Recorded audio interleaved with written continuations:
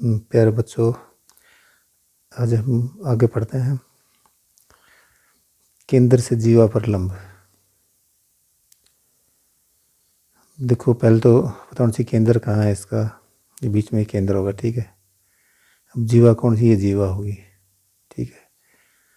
और लंब का मतलब तुम पता है ना, जिस पे यहाँ पे ये कोण 90 डिग्री का होना चाहिए, 90 डिग्री का, ठीक है। चलो, कुछ के लिए कुछ एक्टिविटी क्रियाकलाप करते हैं। एक अक्ष कागज पर एक वृत्त खींचिए। अक्ष कागज का मतलब यहाँ से पतले कागज से है, ठीक है। वृत्त खींच लिया हमने ये। मान इसका केंद्र ओ है, केंद्र इसका क्या है भाई? ओ है, मान लिया। एक जीवा ए बी खींचिए, जीवा हमने ए बी खींच दी है, ठीक है।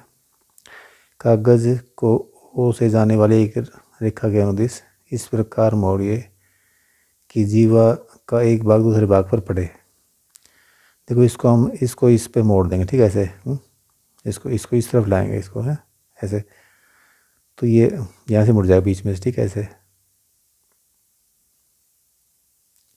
ठीक है। मुड़ के ये ऐसे इसके ऊपर आ जाएगा, तो ये ऐसे फिर लगेगा, ठीक है। आधा अर्धवर्ध बन जाएगा इसका, ठीक है, ऐसे यहाँ तक ये ऐसे इसके ऊपर आ जाएगा।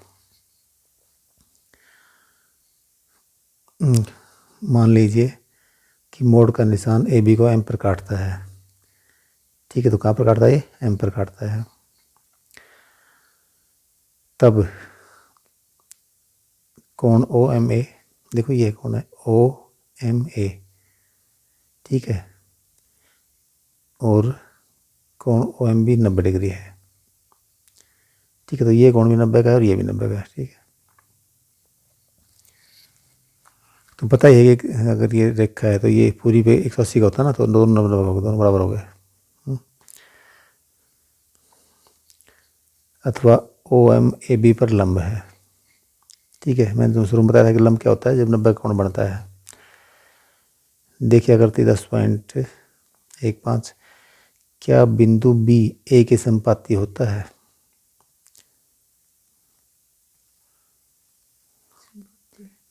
संपाती का मतलब उसी, इसको मोड़ेंगे तो यहीं इस बिंदु बी कहाँ पर? ए पे टिक जाएगा, ठीक है, आगे, ठीक है। संपाती होगा फिर ये।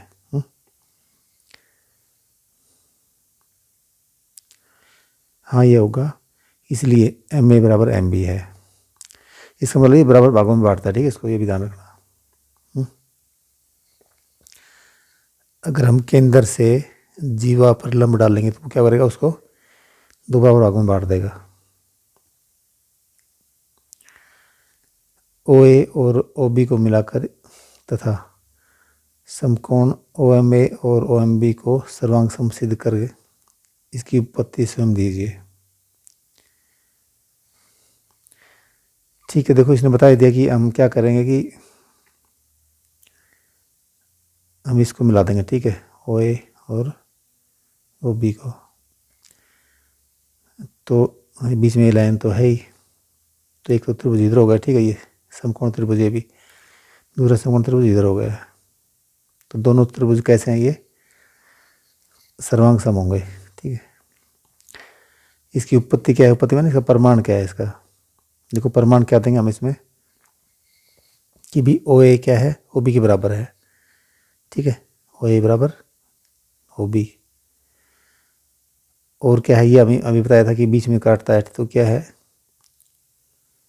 ए एम बराबर है एम बी, ठीक है। और क्या है? एक कोण इसका समकोण बराबर है इसका, है ना।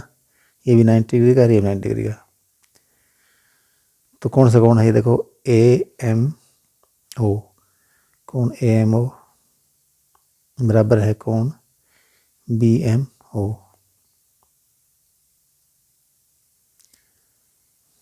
देखो, तुम्हारे पास ये एक तो क्या है? ये राइट एंगल है, ठीक है, राइट एंगल। और ये क्या है? हाइपोटेन्यूज है इसका, ठीक है। मतलब इसका क्या है? कर्ण है। ये समकोण के सामने होता है, उसको कर्ण कहते हैं, ठीक है, त्रिभुज में। तो इसको इंग्लिश में हाइपोटेन्यूज एस कहते हैं, ठीक है। और एक ये साइड है, ये बराबर है ना हमारे पास। तो ये तो क्या है? साइड है, ठीक है। ये क्या है? हाइपोटेन्यूज है। और ये राइट एंगल है। तो राइट एंगल हाइपोटेन्यूज साइड, ये सर्वांग समता नियम होगा, ठीक है। यहाँ पे इसमें इस कारण से ये सर्वांग सम होंगे दोनों त्रिभुज, ठीक है। ये हमने इसका प्रमाण दे दिया इसका कि भी किस तरह से आया ये।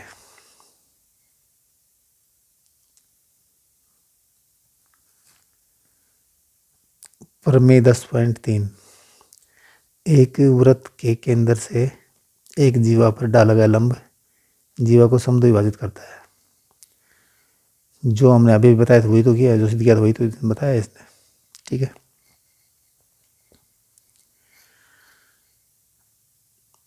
इस प्रमेय का विलोम क्या है? विलोम माने उल्टा। देखो जब हम यहाँ से इसको लेते हैं कि भी जो लंब है ना वो समद्विभाजित करता है, मान लो, ठीक है, तो क्या होगा? वो केंद्र से जीवा पर डाला गया होगा, ठीक है। वो इसको मतलब उल्टा पढ़ेंगे तो विलोम हो जाएगा, ठीक है, इसका कि दोनों ही सच्ची बातें हैं भैया।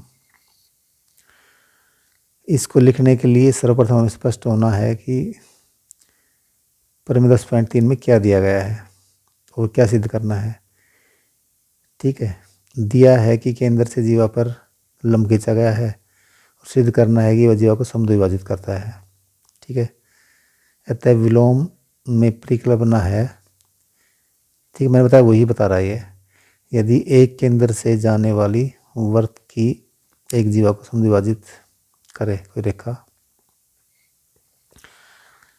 और सिद्ध करना है कि रेखा जीवा पर लंब है, ठीक है, इस प्रकार विलोम है। देखो अभी इसको हम पढ़ेंगे तो पता लग जाएगा ये इसका 10.3 का 10.4 क्या है, विलोम है इसका। एक वृत्त के केंद्र से एक जीवा को समद्विभाजित करने के लिए खींची गई रेखा जीवा पर लंब होती है।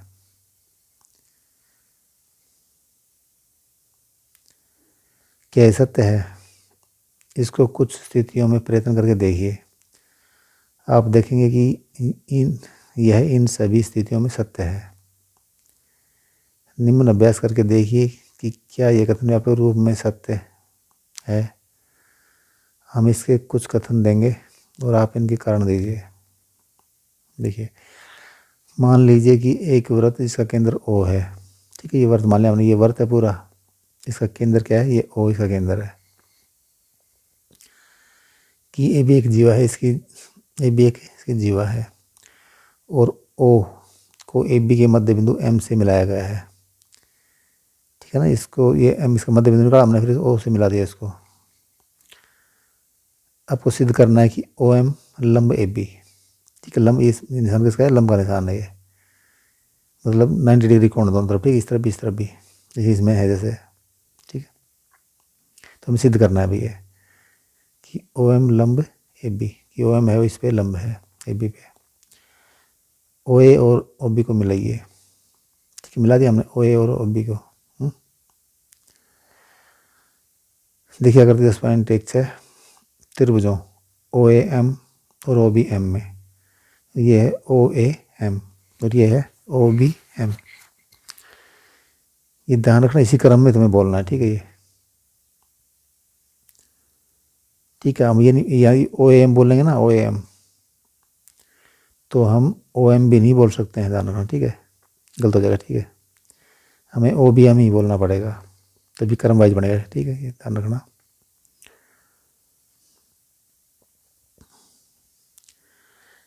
तो इसमें OA बराबर OB है भी, है ना, दोनों त्रिज्या हैं ये। इसने पूछा क्यों, तो क्योंकि मतलब क्या है कि दोनों त्रिज्या हैं, दोनों त्रिज्या बराबर होती हैं सारी, जितनी त्रिज्या हैं सारी वृत्त की।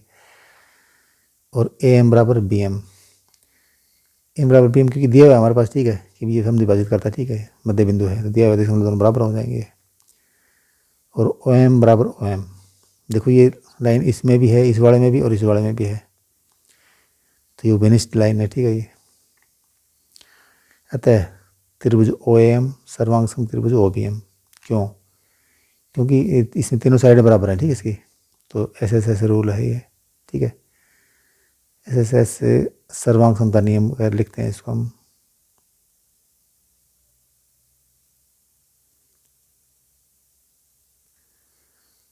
इससे प्राप्त होता है कि कोण OMA, देखो ये कोण है OMA, मैंने तुम बताया था कि कोण है वो बीच वाले बिंदु पे आता है, ठीक है, तो OMA तो M पे कोण आएगा, ठीक है। ये और कोण ओ एम बी ये इधर वाले आगे पर एम बिंदु पे कोण है ये भी, ठीक है। दोनों 90 डिग्री के हैं, ठीक है। ये अब ये पूछा कि क्यों क्यों है 90 के भैया, क्योंकि दोनों बराबर हैं। दोनों क्या है हमारे रूल के हिसाब से बराबर हैं दोनों। और जब बराबर कोण हो, एक ये हमारे पास ये रेखा है, ठीक है। इस पे दो कोण है हमारे पास, ठीक है, ऐसे, और दोनों ये बराबर है, मान लो इसके। तो चूंकि ये टोटल 180 होता है, ठीक है, तो 180/2 कर देंगे तो 90 डिग्री का होना आएगा, ठीक है। वो ये दोनों बराबर है, इसलिए हम 2 से भाग कर देंगे सीधा इसको, इसलिए प्रत्येक क्या होगा 90 डिग्री। केवल इसको रैखिक युग्म बोलते हैं, रैखिक युग्म, क्योंकि ये जोड़ा है ना कोणों का, ये एक रेखा पर आ रहा है, ठीक है, इसलिए इसको बोलेंगे इसे।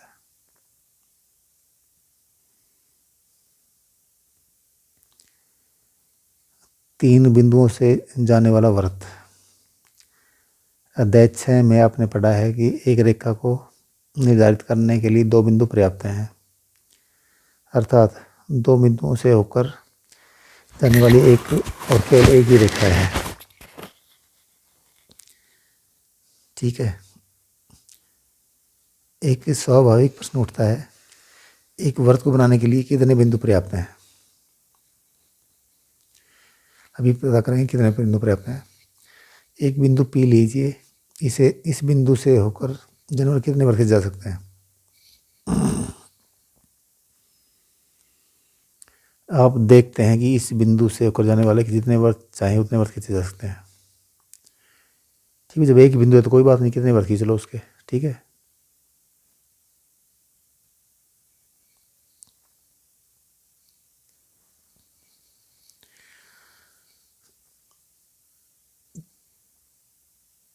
मान लो एक बिंदु ये है, ठीक है, तो एक वृत्त हमने इधर से खींच दिया भाई, एक इस तरह से खींच दिया, एक इधर से खींच दिया, ठीक है, एक इधर से खींच दिया, कितने वृत्त खींच लो इसमें, अनंत। अब 2 बिंदु लेते हैं भाई, मान लो, ठीक है। देखो हमने यही करना था, 2 बिंदु ले लिया हमने, ये और ये, ठीक है। वृत्त खींचो इसमें भाई, और दो ही वृत्त खींच जा सकते हैं, ठीक है। इसमें तीसरा कैसे खींचेंगे, तीसरा खींचेंगे एक पे आ जाएगा, ठीक है, इस पे दूसरी पे नहीं आएगा, ये इस पे आ जाएगा, फिर इस पे नहीं आएगा।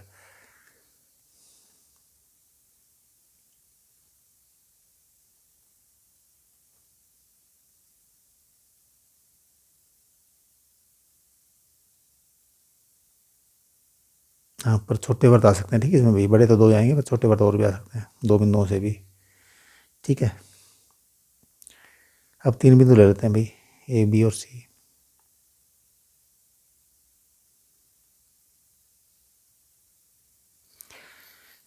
क्या आप 3 संरेखी बिंदुओं से एक वृत्त खींच सकते हैं? नहीं। देखिए संरेखी बिंदु का मतलब ये एक लाइन बिंदु है, ठीक है। हम लाइन खींची, इसमें ये ए है, ये बी बिंदु है, और ये सी। तो वृत्त खींचा हमने, तो देखो एक वृत्त तो खींचा हमने, जैसे ऐसे खींचा हमने, ठीक है, ऐसा आ गया। दूसरा वृत्त ऐसा आ गया। तीसरा हमने खींचा तो वो ऐसा आ गया। तीनों बिंदुओं से ऊपर कोई वृत्त नहीं गया, ठीक है। एक हमने ऐसे खींच लिया, ठीक है, दूसरा ऐसे खींच लिया, तीनों से ऊपर जा नहीं रहा कोई भी, ठीक है। इसने दिखा रखा, देखो ए बी और सी 3 बिंदु है ना ये, तो वृत्त खींचा तो क्या 2 बिंदुओं से होकर गया, ठीक है।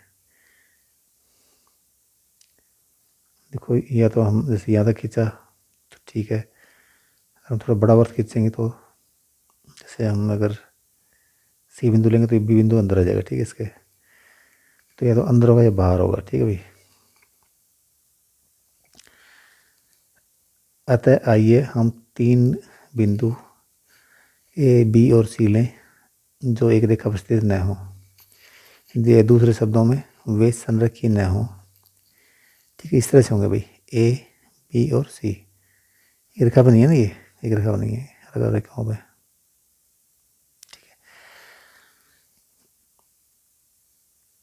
तो इनको हम लमसमबाजी कर लिया इनका भी, ठीक है। देखो इसका हम लमसमबाजी कर लिया है, जैसे प्रकार खोल के ऐसे चार्ट पा दें, इस पर ऐसे चाप लगा देंगे हम। इसका भी हमने कर लिया अभी, ठीक है। दोनों यहाँ इस बिंदु पे मिलेंगे ये।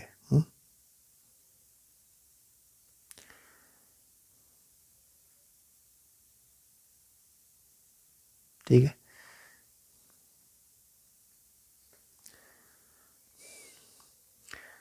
तो ये बिंदु हमारे पास क्या है, ओ है। इस बिंदु के अंदर मान का हम वर्त खींचेंगे भाई। ध्यान रखना दोनों सभी बिंदु समान दूरी पे होगा, ठीक है ये।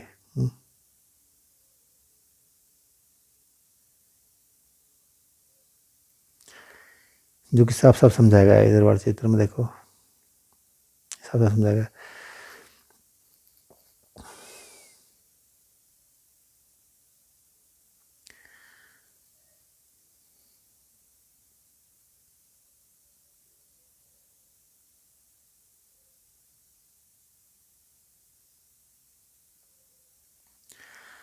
अब क्योंकि ओ ए बी के लंब से द्विभाजक पी क्यू पर स्थित है, इसलिए ओ ए बराबर ओ बी है, ठीक है भाई। देखो ये तो हमने पहले भी सिद्ध कर लिया था कि एक रेखा है, ये रेखा है, ठीक है हमारे पास, और ये इसका लंब से द्विभाजक हमने खींचा है, ठीक है। यहाँ रख के प्रकार खोल के यहाँ चाप लगा दी, यहाँ का यहाँ लगा दी, ठीक है, यहाँ से। तो ये इसका सारे बिंदु है ना, वो इससे बराबर दूरी पे होंगे, ठीक है। जैसे मान लो अगर ये एम है, ये ओ है, ये ए है, ये बी है, तो क्या हो जाएगा हमेशा ओ ए बराबर ओ बी, फिर इधर ए एम बराबर एम बी। इधर बीच में मान लीजिए एक बिंदु है पी, ए पी बराबर B P A P B, ठीक है। इधर एक बिंदु है क्यू, वो भी क्या हो जाएगा ए क्यू बराबर क्यू बी, ठीक है। सारे बराबर होंगे भाई। ये हमने अध्याय 7 में सिद्ध कर दिया गया है, ठीक है। लंब से विभाजक का प्रत्येक बिंदु उसके अंत बिंदुओं से बराबर दूरी पर होता है, ठीक है। इस प्रकार क्योंकि ओ बी सी के लंब से विभाजक आर एस पर स्थित है, इसलिए आप पाते हैं कि ओ बी बराबर ओ सी। सेम केस इसमें भी ऐसा हो जाएगा, ठीक है, इससे बराबर दूरी पे होगा। अच्छा, इसलिए ओ ए बराबर ओ बी बराबर ओ सी है। इसका अर्थ है कि बिंदु ए बी और सी बिंदुओं से समान दूरी पर है। अतः यदि आप ओ को केंद्र तथा ओ ए को त्रिज्या लेकर एक वृत्त खींचें तो वह बी और सी से भी होकर जाएगा। क्लियर बात है? तो करके देखना, फिर मुझे बताना। ये दर्शाता है कि तीन बिंदुओं ए बी और सी से होकर जाने वाले 12 एक वृत्त है। आप जानते हैं कि दो रेखाएं लंब से विभाजक केवल एक बिंदु पर प्रतिच्छेद कर सकती हैं। दूसरे शब्दों में ए बी और सी से होकर जाने वाला एक अद्वितीय वृत्त है, ठीक है।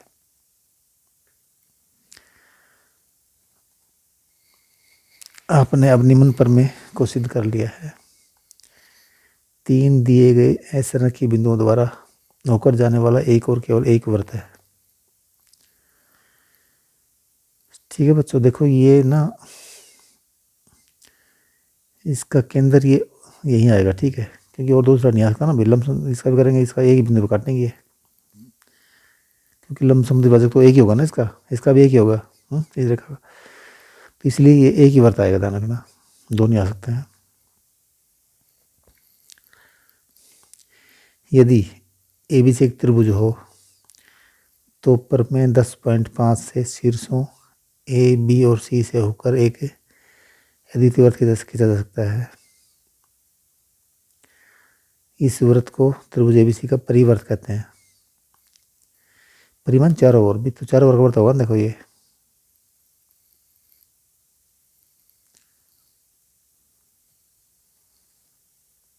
देखो हमारे पास क्या है, ये सी है ना, ये ए बी है, इसको हम मिला दें मान लो, ठीक है। तो क्या बन गया अभी, ए बी सी त्रिभुज, और इसकी परिवर्त होगा, इसका चारों ओर का वर्त है ना, इसको हम इसी को परिवर्त कहते हैं, ठीक है, चारों ओर का वर्त है, ठीक है इसका ये।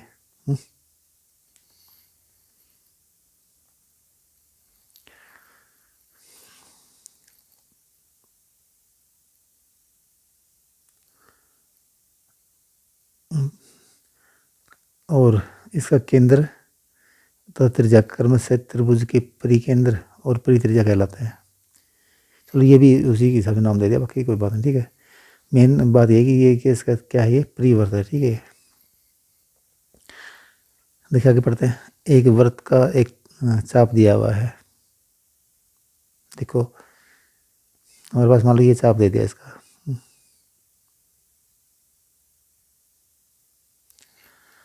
इस वृत्त को पूरा कीजिए, भाई ये चाप दिया है इसका, ठीक है। चाप क्या है, पी क्यू, ठीक है। हमें वृत्त को पूरा करना है, इसका अर्थ है कि हमें इसका केंद्र और त्रिज्या ज्ञात करनी है, ठीक है। केंद्र क्या है और त्रिज्या कौन सी है। चाप पर एक बिंदु आर लीजिए, ठीक, कोई भी बिंदु हमने यहाँ पे आर ले लिया अपनी मर्जी से, या आर यहाँ भी हो सकता है, या आर यहाँ भी हो सकता है, कहीं भी हो सकता है, ठीक है। पी आर और क्यू आर को मिलाइए, ठीक है। तो हमने इसको पी आर को और क्यू आर को मिला दिया सीधी लाइनों से। फिर हम क्या किया, इसका समद्विभाजक कर लिया, ठीक है, इसका समद्विभाजन कर लिया। फिर ये बिंदु ओ पे मिलेंगे जाके, ठीक है। ओ को हमने केंद्र मानकर और ओ पी की त्रिज्या मानकर एक वृत्त खींच लिया, ठीक है, पूरा वृत्त।